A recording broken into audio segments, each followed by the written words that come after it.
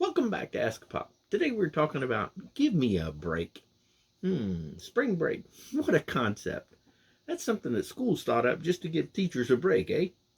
Hmm, you know, we were taught way back in the olden days that was something that farmers used to did so that way the kids could take a break to sow seeds in the springtime, and then they had another fall break in the fall time so that way the kids could get out of school to help with the fall harvest.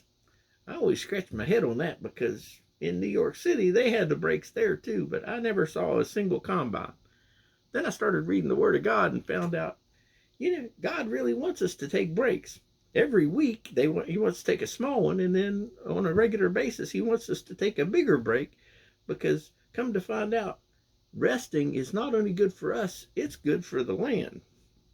And I can tell you, being married to a teacher for the better part of a quarter of a century means that we continue to take spring and summer breaks, both when we can afford them, and just to make sure that we stay connected as a family.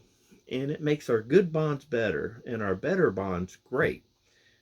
And I can tell, and whenever things don't go exactly to plan during those vacations, those end up turning out to be some of our best memories of all. I'm going to give you one example, and it happened on our trip of a lifetime when we went to the Holy Land. During that trip, Tony had gotten a little bit under the weather on the day that we happened to be visiting the Sea of Galilee and we're supposed to take a boat trip. Now, a boat trip when you're under the weather is not recommended, nor is it recommended for you to hop on a boat and leave your wife, your sick wife, on shore while you go in a foreign land out on a boat. So I didn't do that. So Tony and I decided to hang out on the shoreline while the rest of the tour group went off on the Sea of Galilee. Now, the restaurant was wonderfully hospitable, but we decided to go off and just hang out on the shore. And we ended up seeing this wonderful local family playing and having fun on an out of service fishing boat while the rest of the tour group did their scheduled tour. And that stolen memory, those stolen hours on the shore of Galilee turned out to be one of my favorite parts of the entire trip to the Holy Land. And it was because He made it possible and He was present during that time. I'm writing this as we're starting our 2-day spring break this year, and who knows what's going to happen and who knows where we're going to end up.